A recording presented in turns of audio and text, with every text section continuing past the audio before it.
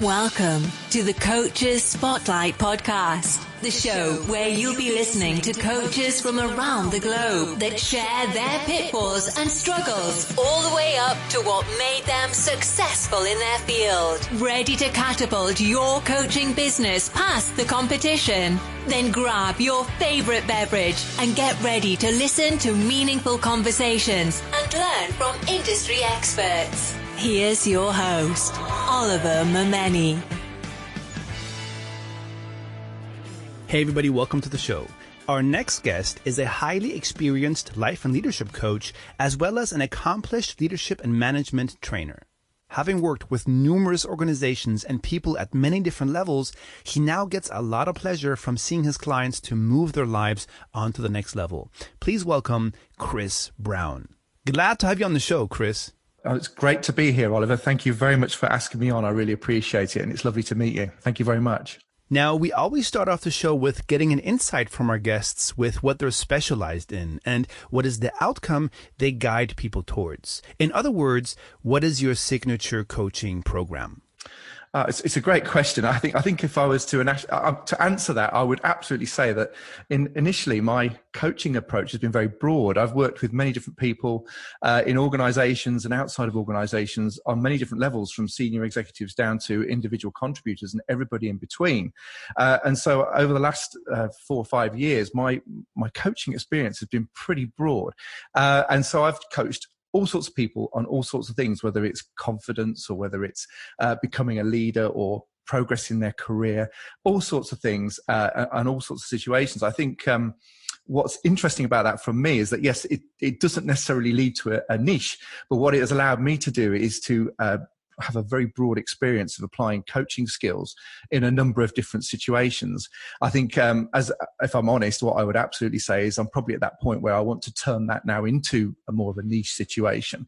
But I think what I would say, and certainly this I would take this from my own coaching, is that a broad approach initially can be really, really useful because you get exposure to lots of different challenges that people have.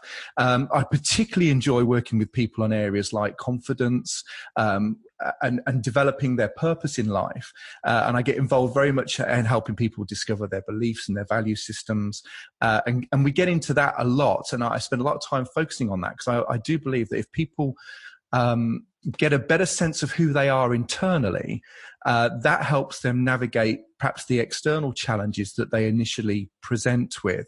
So I do spend a lot of time early in my coaching with people, put the groundwork down, if you like, to help the person, if that's what they need, to reflect a bit more. Because often when people come to coaching, they haven't had a chance to reflect. And so this is a real opportunity for them to take that time. And that's not always comfortable for everybody. So having a coach there to help you look a little bit more inward, look at your life, look at the things that are going on, that will help you make a better assessment of perhaps what needs to be done. And I've had a lot of success, as I say, going into those areas, like helping people to dive deep a little bit into their beliefs and values and who they are, their identity. Because if they don't match up necessarily with where they're trying to go, then there may well be a problem before they even try to go there. And so I suppose in terms of the end game of that, what I spent a lot of time working with people on is understanding themselves a little bit better, so that when it comes to them making decisions later on in the coaching, they make better, more informed decisions. So I guess the outcome that I'm always driving people towards in their coaching is the outcome that's best for them, but trying to help them do that from a much more informed, much more sort of a deeper understanding of themselves and have that perspective to start off with. In order to be able to do that, I have to build trust and connection very, very quickly. And I like to think that is a feature of what I do when I coach, is that I'm authentic. I want to show up and I want to be there for you. And so the underpinning principles behind that is that I'm here for you. I'm a cheerleader for you. I will challenge you. But what I want you to do is go wherever you're going, but with the most informed, the best way possible, with the information that you need.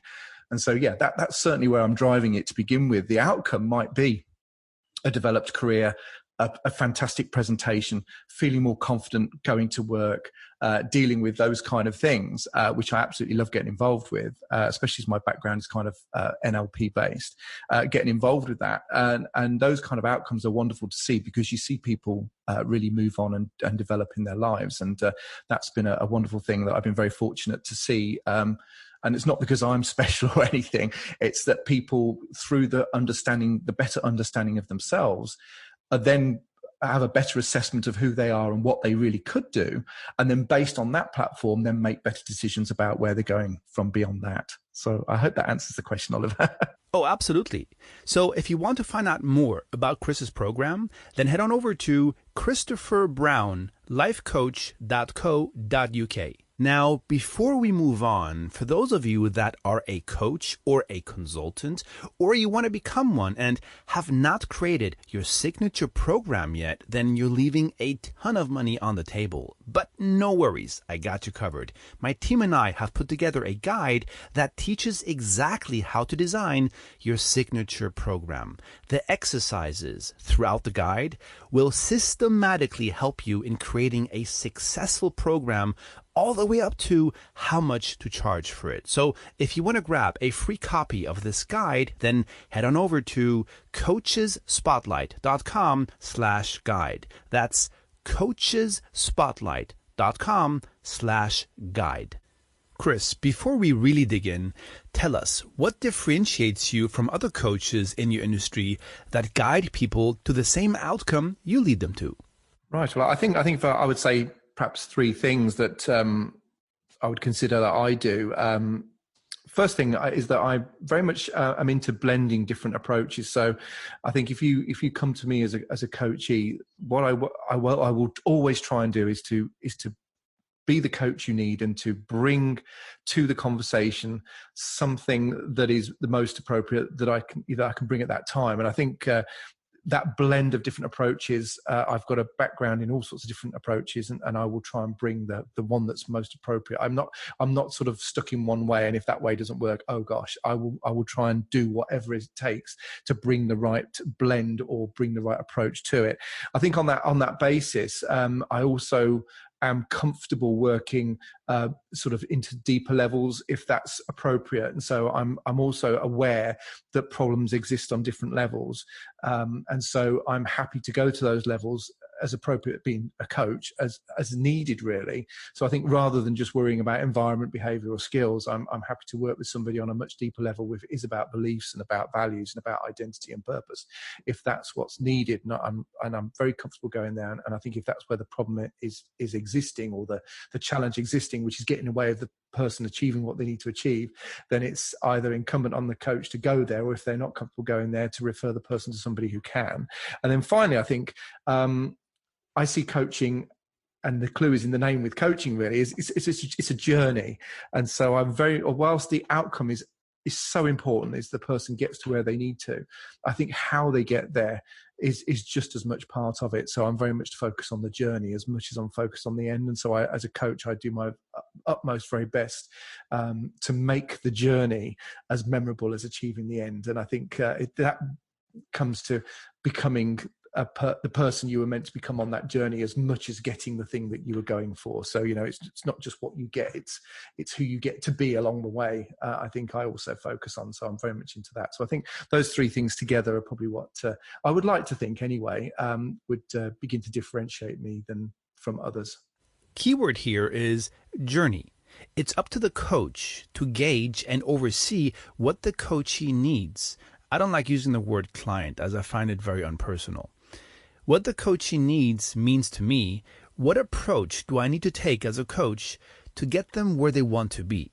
And this transition always needs to be tailor-made. Now, I'm not saying we need to create a program for each individual from scratch, but we need to be able to amend our programs to fit that one person. I'm saying this as I see far too many coaches use a cookie-cutter approach in how they can help, and that's not a very good coaching etiquette. They say something down the line, my program is just the right fit for you. Well, you don't really know that until you have spoken to that person. Now, obviously, we need to market ourselves, but it's a fine line with how the prospect sees our overall message and why we are the right fit for them, right? Well, I just think being a coach, I think there is a real responsibility. I mean, you put yourself in that position of saying, I'm a coach, then I think, you are accountable then for what you learn and what you bring and what you apply to your own life. And I think Absolutely. to that extent, it's that phrase, that lovely phrase, you can't give what you don't already have. And I think if somebody is sitting opposite you and you're their coach, first of all, if you can't help them, it's being honest that it's not the right fit. You don't have the skills or the the confidence to whatever to help them because they've got an issue that's beyond that. But if you are going to work with them, the responsibility of a coach is saying, I'm going to, learn as much as I can to be broad in that respect so that I can help people in as broad a way as possible. And that really is then incumbent on us as coaches as taking the time to read broadly, learn broadly, do different courses, learn from different people, take on different perspectives, work with those and see what works for you and just be broad in that respect because everybody's different. And when a coachee sits down, I always think, well, they know better than I do what's best for them. They might not know that at this point. And what I can do is bring tools and techniques and ideas and all sorts of things that can help them look at that. But that's the journey. And again, bringing it back to the journey, I think the more you have that you can bring, then the more interesting and the more enlightening perhaps the journey can be for the person on the journey because you can do stuff with them. And I think that's, again, part of being broad and being able to blend different things and bring them together. And I think that's, again, what makes the journey. Couldn't have said it any better, Chris. Which leads me to ask you to share with us a success quote or mantra and an example of how you've applied its meaning in your life. Oh, gosh. A success quote or a mantra? Well, I think from a coaching perspective, from a purely coaching perspective, I would probably have to quote Sir John Whitmore, who kind of wrote one of the very early books called Coaching for Performance back in the early 90s, which has kind of become a bit of a roadmap for a lot of people who first get into coaching. And what he said coaching was, although I don't think he kind of meant it as a definition as such, and I'm kind of paraphrasing him a little here, but he kind of said that coaching is about unleashing people's potential, but it's helping them to learn rather than teaching them. And what I really like about, and I use this a lot when I'm teaching people to be coaches, and what I particularly like about that quote is the whole point. It's helping people to learn rather than teaching them. And I think going back to what I said a moment ago, the idea is that if you can give people the space to learn for themselves, that learning becomes incredibly valuable because it's their own learning. They own it. It's from them, and it's not the coach being clever or knowing better than them. And in fact, I don't come from that perspective. I come very much from the perspective that the individual knows best. They might not see that at this particular moment, but they will learn that just by having the opportunity to become more aware of who they are. Once they become more aware of who they are, I don't have to teach them anything. They learn from themselves. And I think if anybody's ever had that experience where they have fixed something or even, done something that's practical and they've gone like, I did that. And they perhaps didn't think they could do it. I remember a number of years ago, we did some work on our home, and for 2 weeks only, I did some plastering and was able to plaster around a fireplace. And I think a master plasterer would look at it and go, that's not great plastering. But I did it, and I sort of took it on myself and I did it. And I think it's the same with coaching. The coach isn't really there to be the guru or to be clever. The coach is there to provide a frame, a trusting connective frame that the other person feels relaxed and comfortable to explore themselves and explore what it is they are moving towards, what it is they want to do. And so I always take the view, yes, I'm there to help people to learn, but I'm not necessarily there to teach them. And that's kind of my mantra, if you like, when it comes to coaching, is I always start from the place that the other person knows what they need to do with their life, even if they can't see it right at this point. I may well be able to offer them a roadmap or some tools to look at it through, or like I said before, we may be able to help them discover their values, but they're their values, they're not my values. Through a space where they can do that, then they can learn a little bit more about themselves, which then leads them to better decisions about whatever it is they want to do. And another dynamic I would share on that I've learned over the years of doing this is that often when people come to coaching, they'll present with I want to work on this. And of course, then when they do the internal work and learn a little bit about themselves, sometimes the initial presentation of what the problem is or the challenge is, or what it is they want to work on, isn't actually what it is they want to work on. And I think that's the other wonderful thing about coaching, which is why I love that quote, is that the person through a course of coaching starts in a particular place and ends up somewhere else. The wonderful thing about coaching is at the beginning, neither the coach nor the coachee, the person being coached, the client, has really an idea of where that's going to be. Despite contracting and doing all that wonderful sort of investigative stuff at the start, the coaching tends to unfold. And the wonderful thing about that coaching unfolding is that the person, as they become more confident in receiving the coaching, tends to be more confident in themselves and the decisions they make for themselves. And that leads them to, I think, a better outcome than they or I could have thought of at the beginning. And I think that's a wonderful, exciting dynamic of coaching. But I do think a key component of that from where I come from is that in order for you to be able to learn and not need me to teach, which I really don't want to do, I have to build that trust and connection, demonstrate myself as authentic and trustworthy and sincere, so that the coachee then relaxes and feels confident and comfortable that they can say what they need to say and explore what they need to explore in order to be able to move themselves forward to wherever that is for them. Spot on, Chris. It's all about asking the coachee the right questions in order for them to find their own answers, which is so true. But unfortunately, I see a lot of people, and let it be a prospect that I'm on a strategy call with or people that I'm coaching, thinking they need to know everything about their industry to have all the answers. But that can't be further from the truth. As long as we are prepared to educate ourselves in our industry, we're miles ahead of anybody that will coach.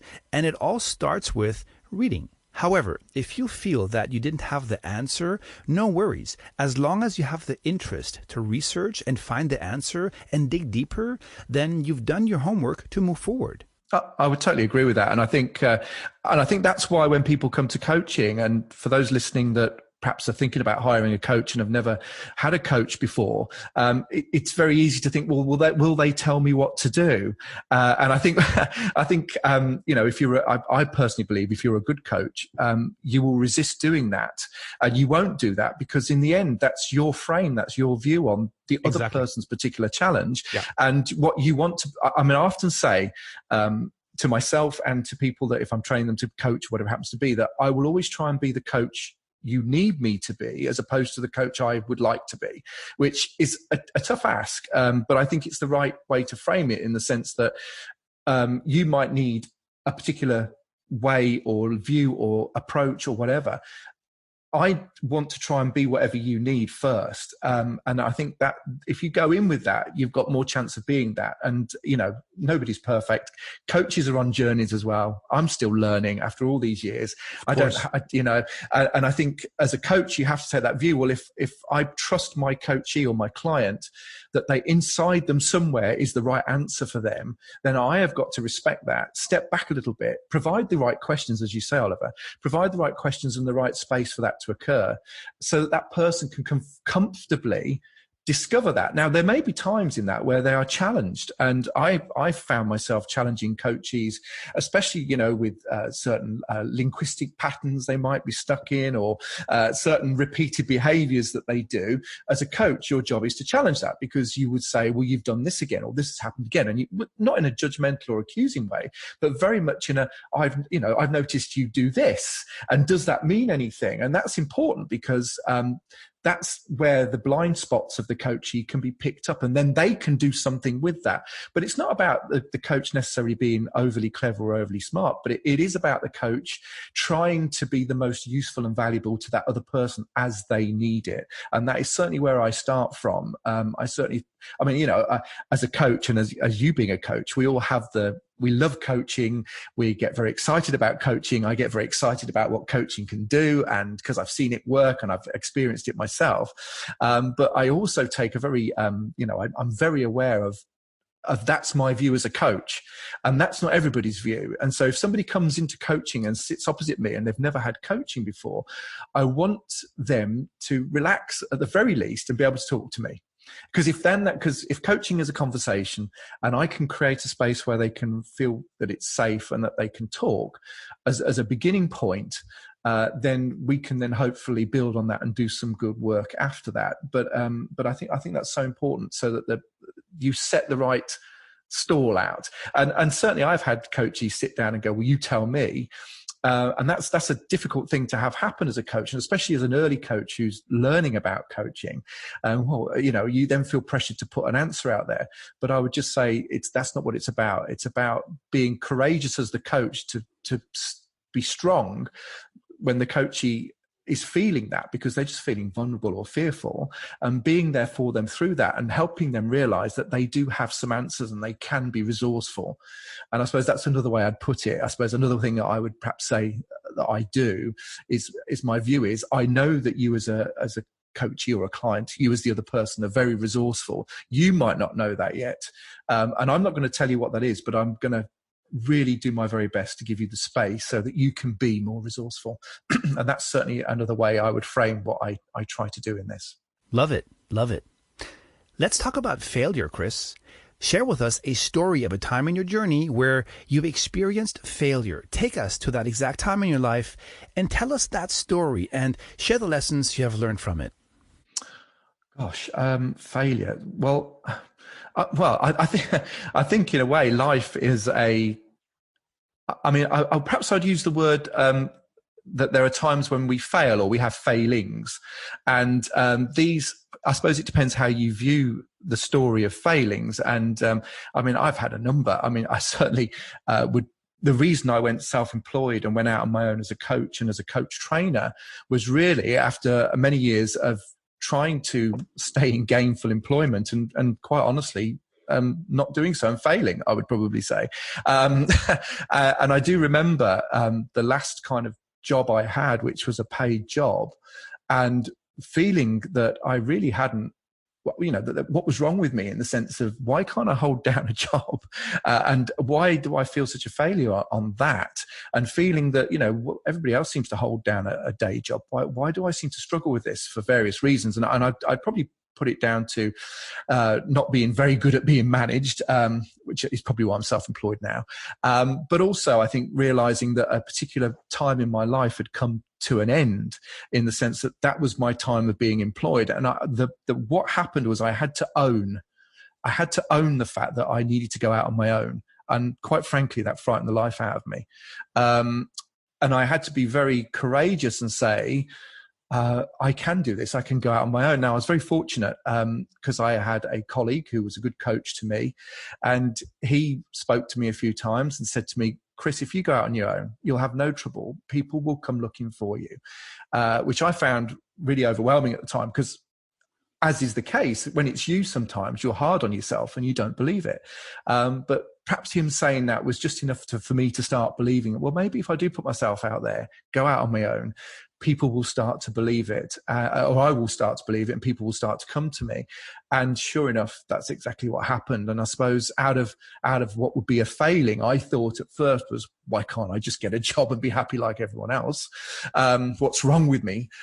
Came out of that, this last 5-6 years of being self-employed and doing what I always wanted to do, which was to be able to coach and turn what had previously been a hobby of self-development and learning about NLP and coaching tools and teaching myself all this personal development stuff, and turning that into a way of earning money, which I'm very grateful that it has become. So it's been a wonderful journey. But I guess life tends to be a number of different situations that stack.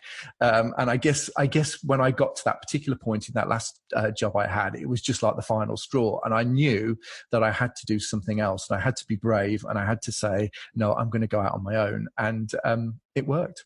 So I would pinpoint that was a significant change in my view of what I could do. And it always sounds really naff to say it, but when people say I can't do stuff, or I couldn't possibly do that, and then somebody like me will say, well, if I can do it, you can. It's so honest to say, well, if I can do it, you can, because I did, and I never thought I could. And specifically when I came out of that real sense of loss and feeling that, well, why can't I just hold down a normal job? Well, actually, it's because this was what I was meant to do, and this was what I was waiting for. But you don't always know it when you're in the middle of it. And I was very fortunate to have somebody there who was a good ear and a listener at the time, who could give me that pointer that was just what I needed.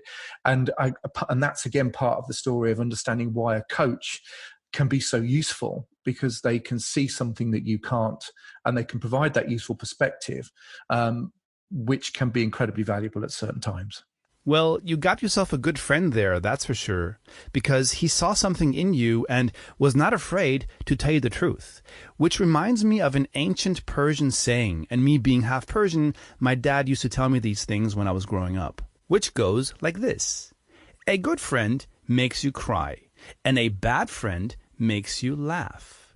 Meaning, a good friend will tell you the truth without sugarcoating it, and that's what your friend did. Because there are people out there that call themselves your friend, but will not share the truth with one or another to keep you down or not want to see you thrive. With that said, behalf of what you already shared with us, what was the main reason why you started your coaching business? And share with us the one thing you wish you would have done differently before you began your career as a coach. Well, the first part of your question, it's a fairly, gosh, there's multiple things. There's multiple dimensions. I suppose the fact that I had coaching and I was into personal development and self-development kind of made me think, well, there's something about this that works, because I'd had an experience a number of years before of having a bit of a sort of a personal crisis in my late 20s, and realizing that I wasn't very happy in my job at that time. Found a particular book, which was Tony Robbins' Unlimited Power, and sort of came across this whole thing of, well, this guy seems to be trying to coach me through the medium of a book. What's that all about? And that kind of turned me on to this idea of, well, somebody can help you with this stuff. And that got me interested in the whole topic. That happened a number of years ago, but then I think it was about 2007, I went on a 2-day free. It was free, actually. It was a 2-day coaching course weekend. They were using it as a loss leader for intro to their main sort of coaching course. But I went for the free 2 days over a weekend and really, really enjoyed it. And somebody said to me on that weekend, you can do this, you can coach, which I kind of probably had a suspicion I could, but it was nice to get that affirmation from somebody who was there as a coach trainer. And I thought, well, maybe I could do this. And so that piqued my curiosity even more. I got that certificate for that 2-day weekend course, but that was all that was. And then a number of years passed by, and I started using coaching skills in the work that I was doing at the time, which was very much teaching and assessing within various educational programs and training programs within business. And I was using coaching skills. And then it was about 2013, I did a level 7 ILM qualification, which is a sort of a higher level coaching qualification. And that was kind of what turned the corner for me, because I really did start to get a feeling that I could do this. And also I found that the studying of coaching and the doing it was something I looked forward to. I really just wanted to do it. And once I'd had a taste of being a coach and doing some coaching, I found I just wanted to do it even more. And that is still the case now. If I'm off on a coaching assignment, gosh, before all that what's going on in the world now happened, I would skip out the door and be very excited about going to meet somebody and do, coaching for them that morning. And it's the same even with online coaching calls now. I really look forward to those kind of meetings, those kind of ways of working with people and collaborating with people. And so it was really the use of all the stuff I'd been reading about over the last 25 years and actually going, wow, I can actually use this now. And not only can I use it, I can use it to help other people, which is mind-blowing and really exciting. And just, it's so wonderful to know that sometimes you've got stuff that provides a frame that somebody else can use. They might like it, they might not. Doesn't matter. But if they like it, that's great, and it helps them discover something for themselves. Then that has been an amazing thing to have realised, that all the books I've read, all the time on my own development, all the courses I've done, all the money I've spent on that kind of stuff, has kind of led to today me being able to be useful at times to somebody, and that being useful is really a huge part of it. So back to your original question, why? I think in the end it's a being of service, it's being helpful, it's being useful. And again, back to what we said before, not because I know I'm clever or I have an answer, but just because I can provide a space to help you, whoever you are. I can provide that space to help you work out what it is you need to work out. And again, it's just knowing how to provide that space. And it's not really about teaching you an answer, but it's providing you a space where you can discover your own answer. And when people do that, it is the most wonderful thing to experience. And I think if anybody was ever thinking about, would I become a coach? I mean, you don't necessarily know that's what you're going to get at the end of it. But when that does happen and people are grateful for what you've done, it's a really nice feedback that you get that just affirms the value of coaching. And I've said all that, Oliver, and I can't remember the second half of your question. No worries. What would you have done differently before you began your career as a coach? Gosh, that's a great question, but one I'm sort of going through my mind, thinking of all the things I've just said. A lot of things I've done have been very progressive. In the one thing led to another, led to another, led to another. I mean, I suppose if I really dig down, I think probably the answer I would give, perhaps I wish I'd discovered this sooner in my life. Perhaps if I'd gone with my hunch many more years ago, that actually I would have been made a good coach or an excellent coach or whatever. Perhaps I would have gone with that earlier in my life and decided on that. But to be honest, it's still, being a coach, I would argue, is still a relatively new career or a new vocation, and people are still learning what that means and what it is. And coaching is still evolving in terms of what it can do for people and what we know about the impact coaching has on people.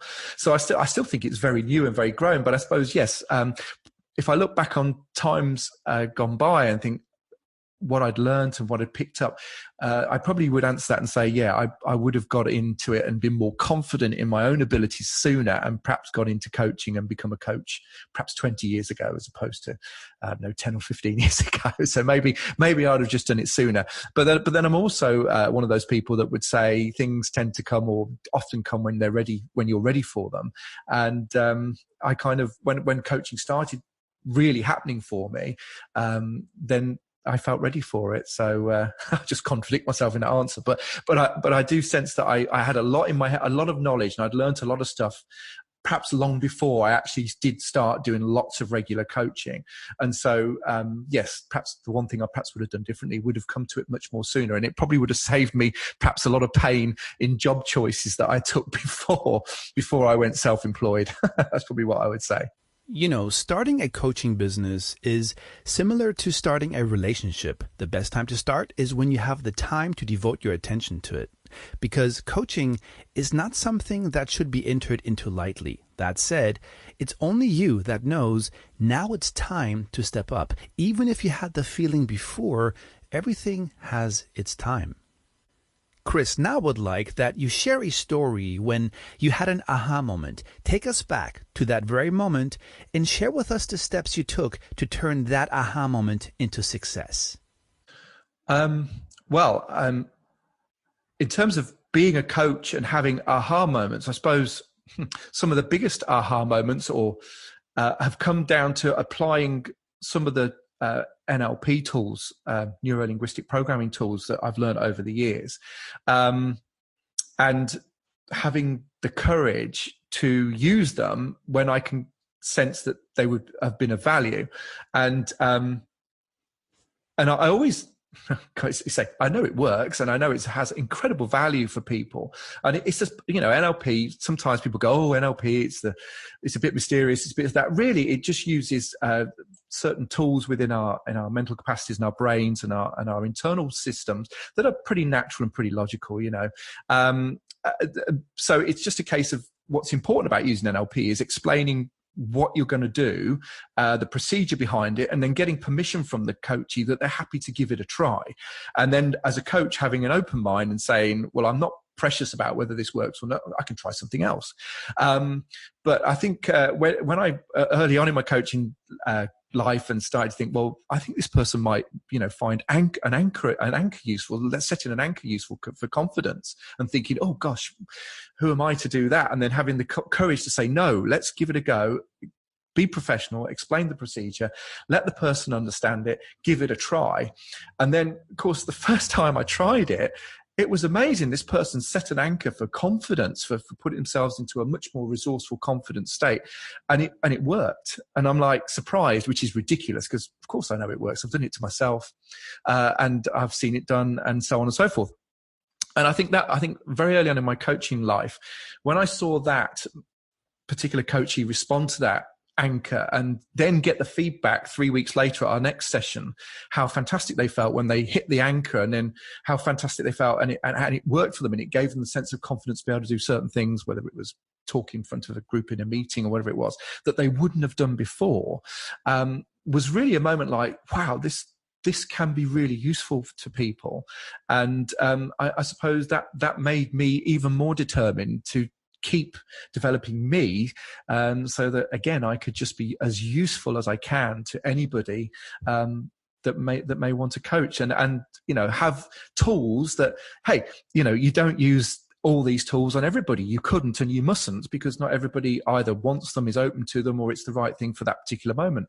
But it's having the courage to say, I think this would work now. And when I first did that, the response was such that it was very profound, and it was very profound on the other person, that then I was then confident to think, well, actually, when we're working on confidence issues and things like that, a temporary fix, a temporary help certainly can be setting an anchor that can help the person over certain dips in levels of confidence. It's not the only answer and it's not the final answer, but it can be part of an overall strategy to help that person become more confident. And I suppose that's why I find confidence coaching and working with people on confidence, because as I was just mentioning before in my own story, I'm very aware of how I was lacking in confidence in going out on my own as a self-employed person, and then realizing that perhaps I am a little bit more resourceful than I perhaps was giving myself credit for, which I believe most people are, and then having somebody say what they said really worked for me. That was kind of like an anchor, the fact that I can still remember it now. So being able to use that, and that's just one of many, many tools and techniques that come under the umbrella of NLP, that can be very useful. So that was a real profound moment. It's like, wow, this is great because it has real value.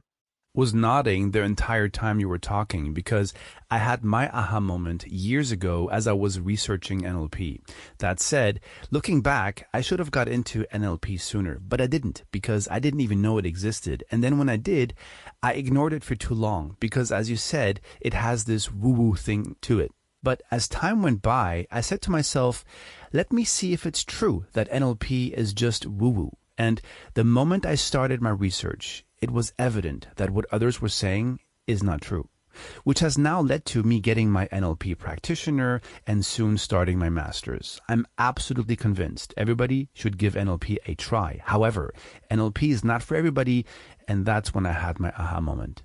And I would totally agree. It's not for everybody all of the time. And no. There are certain clients I work with that I would just not bring NLP into it. It wouldn't be part of it just wouldn't work. And I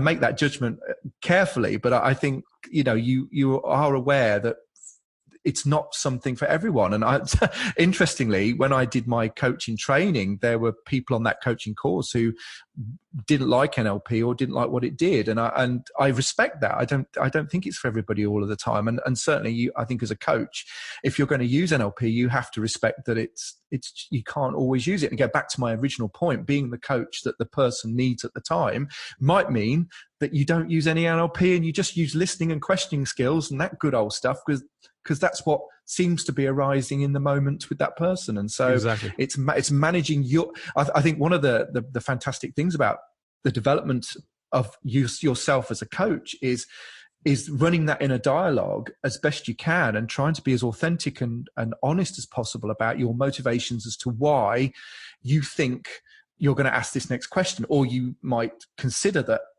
creating an anchor for somebody is right at this point. You could still be wrong.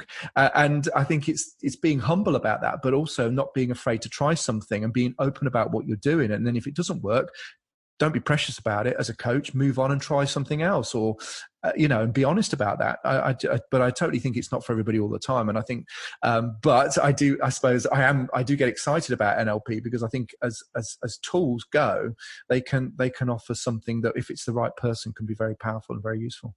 Fact of the matter is, NLP is not the be-all and end-all, but if you're a coach or you want to become one, you should consider NLP being part of your toolkit. And if you're not a coach, NLP can do wonders when it comes to dealing with people, let it be at work, in your relationship, and as mentioned before, when you're dealing with your kids. Yeah, I would probably advise being careful using it on your significant other half or partner. that doesn't always end well. Just saying. Chris, what do you believe is the one common myth about being a life coach that you want to debunk? One common myth about being a life coach. I suppose back to some of the things we've already been talking about. I'd probably say that a common myth is probably to do with the word life, in the sense that life coaches sometimes present themselves, and it's not entirely the client's fault, sometimes may well present themselves as having all the answers or knowing the right way to live a life.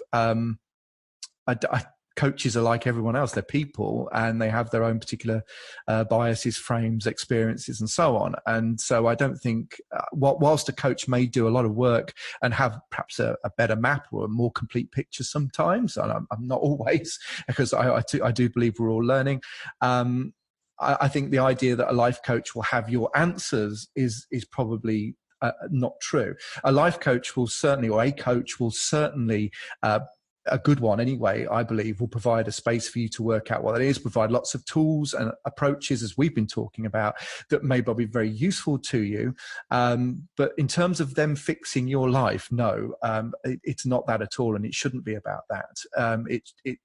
A life coach is there to help you work out your life, and they do that in certain ways. And if they've learned well or they've trained well, they'll know that way is whatever is the right way for the other individual. Because of course the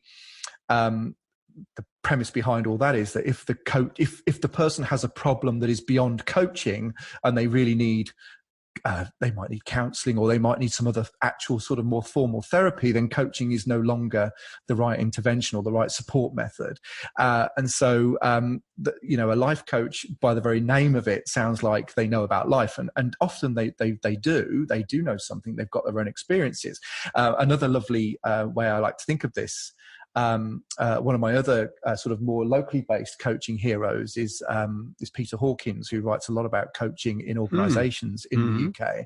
And I went to one of his events last year, and he used a lovely thing, a lovely way of saying this is that as a coach, when you go into the room with your coachee, you don't leave all your experience at the door, you bring it in with you. And I think that's really, really important.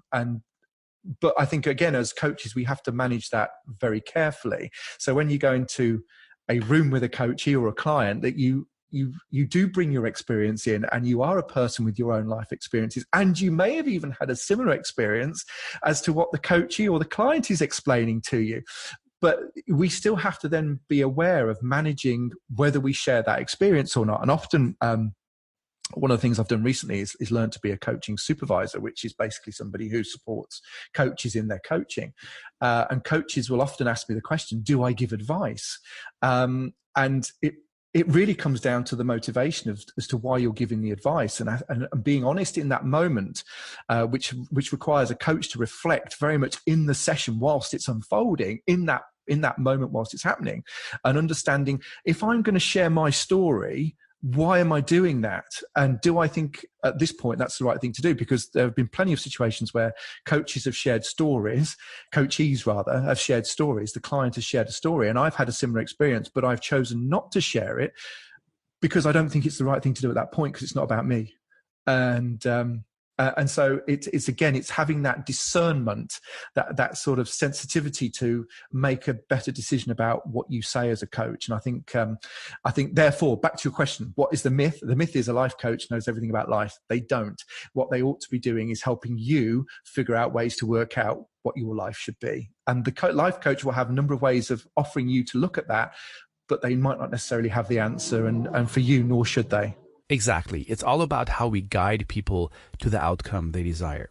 Chris, do you see it as a requirement being certified as a coach, or do you think people can start their coaching business and get certified later on? That's a really good question. I like that question. I had to write, actually, when I did this qualification last year to become a coaching supervisor, there was an element of that under the ethics part of it. What do you think about people being qualified as a coach? Well, it's interesting because I think most people would find out about themselves whether they may be interested in coaching or not through how they have conversations with people, which we all have. And if you find that you have conversations with people and people like talking to you, they're comfortable with opening up and you're a good listener, maybe you do have some natural coaching ability to start off with. And you may find that you're there for your friends or your family and you have those conversations and people just like talking to you. And you find that you have you may not have used the words that we're using, but you find that you have a natural coaching ability at some level already. And you may decide that that's fine. You might be a manager of a team within an organization and you naturally use that kind of listening, asking question style as a way you manage your team. And so you might find that you're doing some of the things to be a coach already. And so you're doing some of that.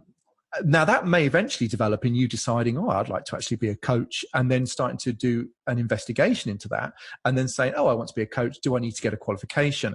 Now, my view is, I think if you're going to go and put yourself out there as a coach and say, I'm a professional coach, pay me to be a coach, I think given everything, I would probably certainly encourage you to go out and get some kind of recognized certification. Just because, and we were talking about this before, it offers a level of security and credibility behind perhaps your natural ability anyway. And so, no, I think to answer your question, you can certainly coach without having any qualifications. I've done lots of trainings with training managers to coach their teams. They haven't got a qualification. They know coaching skills and they can absolutely do that. And some of that do that brilliantly without any coaching qualification whatsoever. I think, in my mind, the line is perhaps drawn. If you're going to put yourself out there as a professional paid coach and people are going to pay you for your services, I would encourage you to get some kind of training, because it will formalize what you are already doing, but it will also develop that. But it will also give you a depth of tools and insights into different approaches that you perhaps wouldn't have been exposed to. And I think that would certainly be the value. And I would encourage you to get a qualification. I mean, I guess it's the same for you where you are, Oliver, but in the UK, we don't have a law that says to coach, you have to have a qualification. That doesn't exist. But if you want credibility and certainly if you want to get sort of a standard behind you where people say, okay, they've done this qualification. There are plenty of qualifications out there now that have really good reputations. And a lot of them require you to do actual hours of coaching as part of the evidence base for passing the qualification. And that's certainly really valuable. So if somebody says, I would like to hire you as a coach, whether they hire you or not is not always going to be down to whether you have a qualification or not. There's so much more that comes into it about trust and whether they like you and what they think about you. But having the qualification provides a certain baseline level of credibility, which I think is, in terms of us as coaches, creating a credible profession, I think is a really important start point and one I would encourage people to do. Totally agree with you. What I see over and over again, specifically when I talk with prospects or my coachees, they really think a certification is going to make them a better coach. That said, getting certified will help you coach better in the sense that being certified gives you a framework in leading your clients through your program. However, you need to be aware that you need to start coaching in order to get certified and not the other way around, because all the bigger organizations like ICF need you to have hours under your belt for them to certify you. I always say start coaching, and when you see that this is what you want to do and you've had some success, then get certified and let it be a year or two later. Yeah, absolutely. And it depends what you want to use your coaching for. And I think if your thought is, I'd love to become a coach that's paid. Now, again, there are a lot of life coaches out there, which I have no doubt are superb life coaches and perhaps aren't qualified. I get that. And if your competence means you get work and people like you and you have amazing outcomes, then who are we to say any different? But I also take the view that if we want coaching to be recognized as a profession, to be taken seriously, for people to understand that it's not soft and fluffy, it actually can be very challenging and supportive and really valuable to people in difficult times, as well as good times, as well as times when they're developing, then maybe there is a baseline. And, certainly, organizations like the ILM, the ICF, the EMCC, and so on are all trying to create that baseline that says coaching has credibility and it has real value. And to be a coach, they would suggest you have to have a qualification. However, and as is what we've been saying, having a qualification alone doesn't make you a good coach. I think Exactly. that's the really important bit, because if you can coach already, a qualification only helps that. It adds to it, and it builds on that. And as opposed to, like you just said, which is absolutely right, if you go and get a qualification and then start coaching, I would certainly suggest, yes, you do some investigation and tryouts on the other way round. And if you know somebody is a coach, talk to them. Talk to coaches. Coaches love talking about being coaches and coaching because they just love talking about it. And so go and talk to a coach what it's like to be a coach and what it's about, and get that feedback, because that may also inform what you decide to do about it. One thing is for sure, no certification is going to get anybody magically new clients. Did you know 87% of coaches or consultants from around the globe go out of business in their first year? And the main reason why they go out of business is because they didn't figure out how to generate a steady stream of new clients. Therefore, my team and I have created a workshop that outlines exactly what we do to generate a consistent stream of new clients month in, month out for our business and for our clients. So if you're a coach or consultant and you're committed to changing more lives with your expertise, then I encourage you to register for the free masterclass. Just imagine to never wonder where your next clients are going to come from next month. And all you need to do to make that a reality is head over to clientsindroves.com. That's clientsindroves.com and register for the free training. Chris, what do you see is the number one mistake other coaches are making nowadays that is keeping them from growing their business? Well, I think it's probably an error that I have, or I'm working on, and I've certainly started working on it more this year. Is the idea that it's wrong to put a value on the service or market your services. And what, I suppose I better explain that a little bit more. I don't think anybody who goes into coaching to earn a living from it says it's wrong to market coaching or it's wrong to ask for money for your services. But what I'm getting at is that often people come into coaching because they want to help people, they want to be valuable, they want to do something that helps others and all that kind of lovely stuff. And it's certainly what's got me involved in it. And so what then happens is that whole thing of, but charging for it or putting my services out there and marketing them. I don't want to do that. I don't want to. I mean, I've even been on webinars where people say, well, doesn't that make me sound big-headed or like I'm showing off or whatever it happens to be? But I think in the world we live in today, LinkedIn is taking off massively. LinkedIn is becoming kind of like the central platform for business these days in terms of where people can find out about you. And to be able to do that, you've got to be able to market yourself, which means actually, and I like watching Gary Vaynerchuk's stuff on this, is that you need to be able to produce content. So much like what you're doing here, Oliver, in producing this content, as coaches, I think one of the things we're going to have to get better at doing, and certainly with the way the world is changing at the moment and things that are going on, sort of on a macro basis, we're going to have to get better at making videos and presenting ourselves and talking about what we do and creating content and writing blogs and writing posts and all that kind of stuff. So I think coaches that get into coaching because they want to help people, that's fantastic. But if you want to be a successful coach and you want to get your message out there, I think you've got to learn, and it's not everybody's bag, and I get that. It's not necessarily mine either. But you've got to learn to be able to market and create content. And I think that's as much as being able to do your accounts or being able to, do certain behind the scenes running your own small business functions. One of the things that will become a normal function, I believe, over the years is the ability to make content at some level. And I think the biggest way of doing that, old school marketing, adverts and various things like that.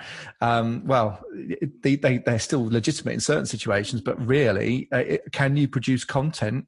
Can you explain what you do and how you do it, and what can you give away content wise that people are going to find valuable, so that when they then think, I need a coach, and they go, I remember that person that said this on a video I watched on LinkedIn or whatever.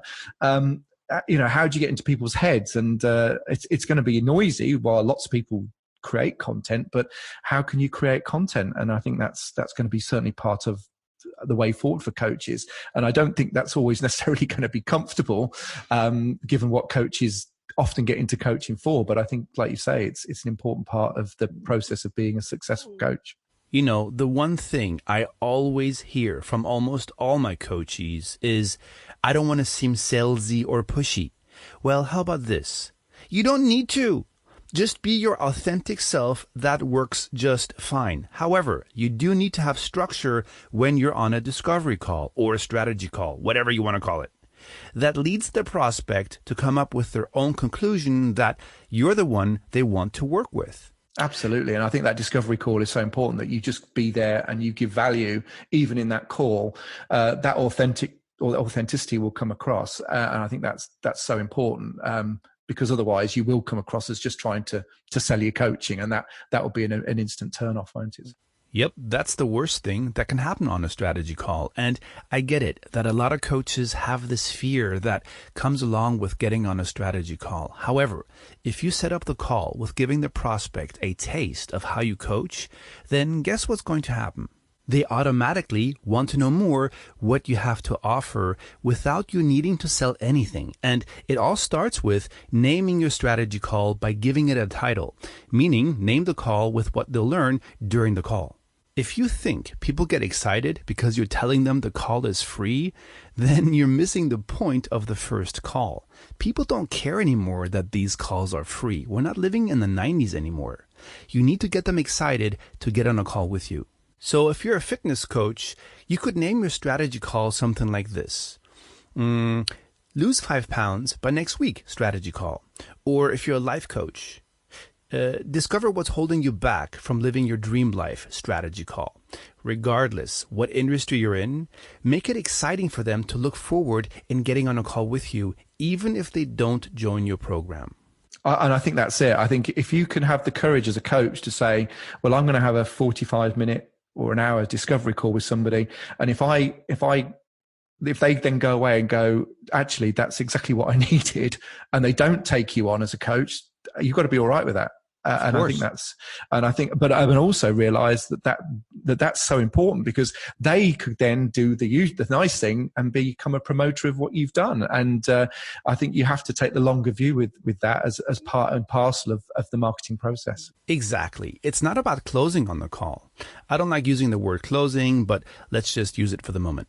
It's all about providing so much value that they're thinking the entire session, he or she is giving away so much for free. I wonder what the paid program is about. And then they'll ask you, so tell me more. I guess you have a program, right? Yes, I do. Do you want to know a little bit about it? Yeah, sure. Go ahead.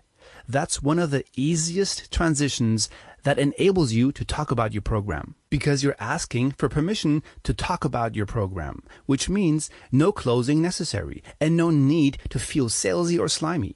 And that's what I teach, to not use these outdated sales tactics and strategies that were taught in the 80s, but still way too many coaches use up until today. So, Chris, are you ready for the Thunder Round? Yes, go for it. Let's go for it. All right. If you could step into my shoes, what would you have asked yourself that I didn't, and what would the answer be to that question? Oh, gosh. What would I have asked me? Oh,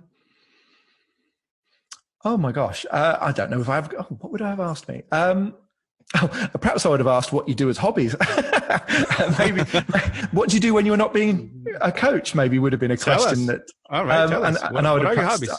Oh, well, you play guitar, right?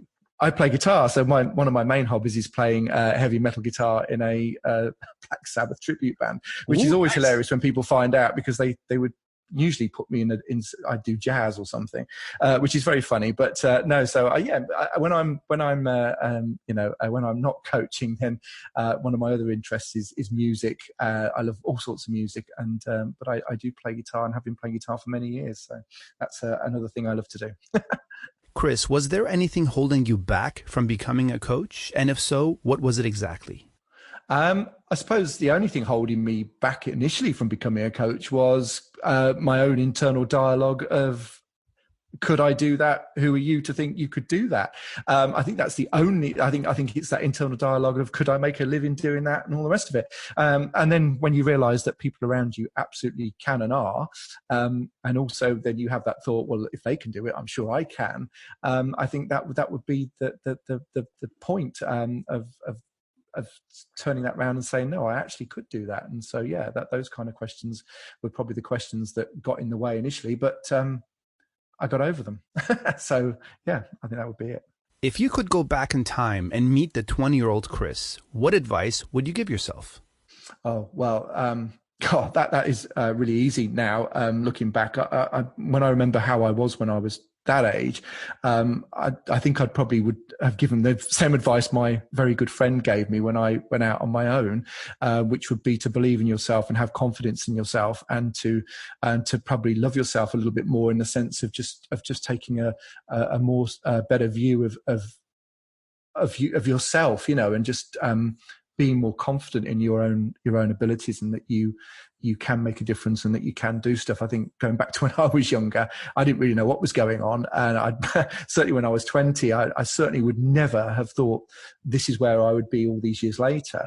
But I think I would certainly want to go back and say, go for it, because you'll be absolutely fine. You can do it, and have that confidence to do that. If you could meet one person you have not met yet, what would you ask them, or what would you want to know from them? Oh, well, gosh, I think well, there would be two people, and they're both called Tony. But I suppose if you pushed me, I would have to want to say I want to meet Tony Robbins, just because he had such an impact on my life right from the get-go, and is probably the person that wrote the books that I read that then led me to being here where I am now. So I'd love to meet him, and I don't think he drinks, but I'd love to buy him a drink. And probably I'd just like to talk to him about his incredible desire to help people, and his drive to make a difference, and where he gets that incredible drive from, because he just has that. And I'd love to know more about how he intervenes in helping people to kind of heal their relationships, which is another major part of his work. So I think I would have so many questions for him. But I'd also like to know a little bit more about him and what he does when he actually has downtime, if he even has it. I'm sure he does. So yeah, I'd have lots of questions for him. But certainly Tony Robbins is certainly one person. The other Tony that I mentioned would be Black Sabbath's guitarist, Tony Iommi. And he had a right journey through his life, through all sorts of things. And I would love to have a chat with him again, with him sometime, and ask him how he kept going through the 1980s and the early 90s when heavy metal was so out of fashion. So I would love to have a chat with him about that as well. What is the best advice you have ever received? Well, I think it's come from numbers of different places, books I've read or people I've listened to or spoken to. And it's one that I'm always working on, and that's to be yourself and to be who you are. And I think one of the challenges we have as people brought up in certain cultural norms, certain conditioning, certain upbringings, and all the stuff that gets piled into our sort of subconscious paradigms that we then live through. I think to be yourself is a tough order sometimes. Some people seem to do it very naturally and very authentic. But I think for a lot of us, it's a journey of uncovering. And I know I'm on that journey of uncovering and working towards that. And so I think to learn to be yourself and find out who that is, and that's a journey I'm continually on, trying to uncover that, is something that I would say is probably advice that landed with me a number of years ago, and is something that I'm still working on. What is your favorite book and why? Oh gosh, I've got loads of favorite books. I've got hundreds and hundreds, but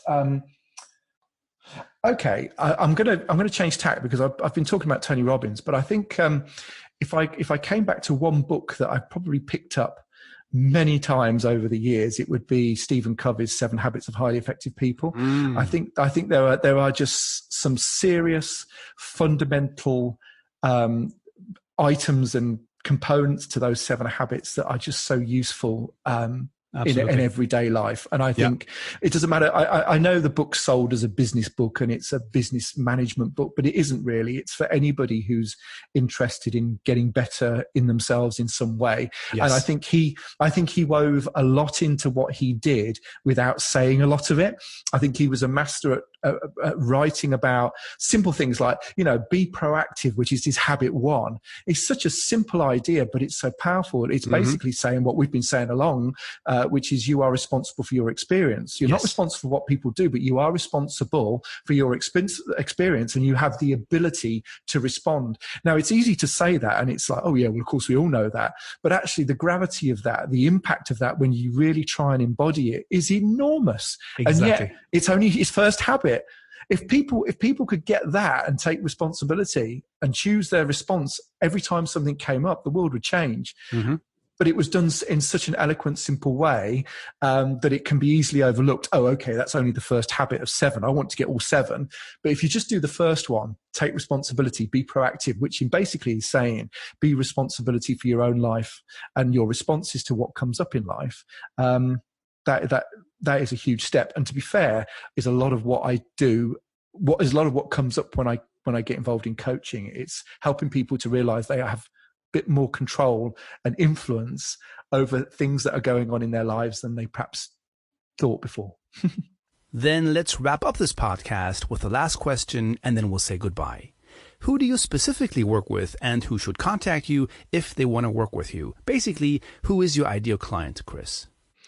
Okay, well, my ideal client is anyone who really wants to develop or move forward in whatever way it is in their life. They might want to move forward in their career, or they might want to move forward in their confidence. They might want to take their life in a different direction, but are fearful of doing that. Or they might just feel stuck and they're just wondering what's going on at the moment, how they're going to move that forward. And I'm for those kind of people, really. A lot of the work I've been doing in the last number of years, I've mentioned right at the beginning that I've worked with a broad number of people. And there is a common thread that comes through that, is that people, despite often the way they present it, what they say, they just want to get better in some way at something. And everybody has their thing that they, at that point in their life, they want to get better at. And often the self-limitation is one that's internal.